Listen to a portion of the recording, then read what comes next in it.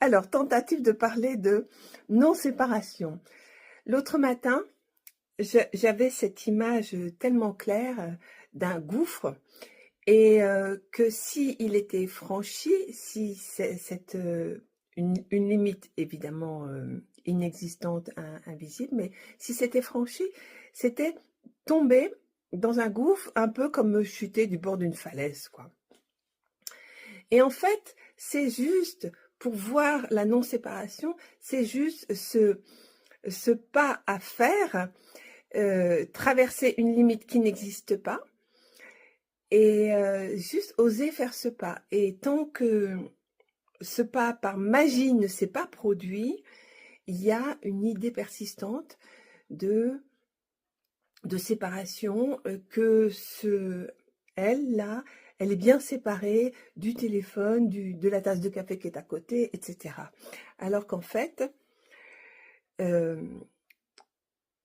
je comprenais pas qu'on puisse dire que ce corps est un objet, parce que oui, il y a les objets et il y a un sujet, il y en a qu'un, il y a qu'un seul. Ce jeu qui est la conscience. Et là, c'est pas facile de continuer. En fait, c'est qu'il y a qu'un seul jeu. Qui que ce soit, on est tous en train de dire jeu. Et il y en a qu'un seul de jeu. Mais il y a des voix multiples qui s'expriment. De même qu'il y a des voix multiples qui expriment, qui essaient de parler avec leurs propres mots, comment traduire juste cette simplicité qu'il n'y a pas de séparation.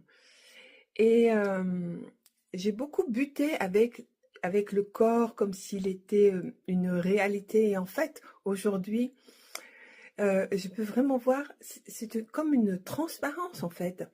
Il y a et alors, inexistence, ou aujourd'hui, mon mot préféré, c'est de dire c'est une transparence.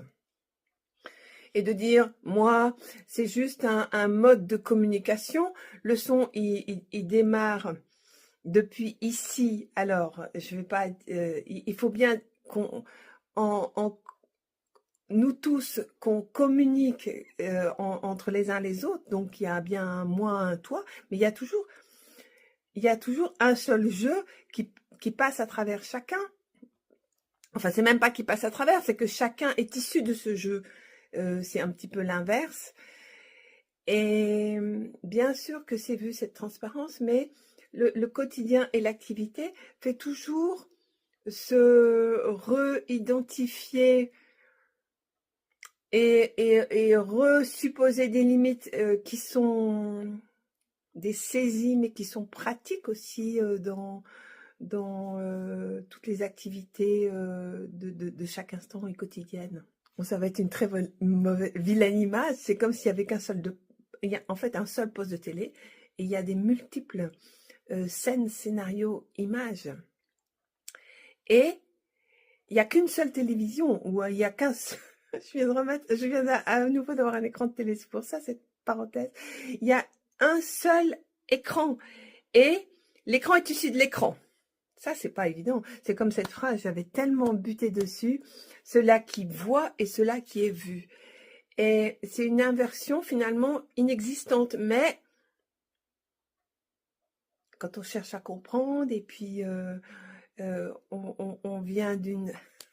il y a une habitude, un formatage, une séparation, une identification, et du coup, ça a créé des divisions. Et quand tout d'un coup, il s'agit de dire, mince alors, en portant l'attention, en s'arrêtant, en ralentissant, en regardant, en observant, et en vérifiant, est-ce qu'il y a une séparation quelque part? Il n'y en a aucune. Et je reviens à mon histoire de gouffre, où je voyais que ça pouvait créer une peur abyssale, c'est ce que Didier appelle le sous-quantique, une peur abyssale. Et en fait, comme il n'y a pas de gouffre, si tu oses, ou si tu oses, ou s'il se produit que tu continues le pas, et bien sûr qu'il n'y a aucune chute puisqu'il n'y a aucun gouffre. Après, une certaine légèreté, c'est comme des valises mentales que tu perds parce que ça disparaît, parce que toutes ces créations, elles disparaissent. Les créations de quoi? Les créations de, de séparation, de distinction, alors qu'il n'y a en fait qu'un seul mouvement, qu'un seul jaillissement. D'où le mot unité. Et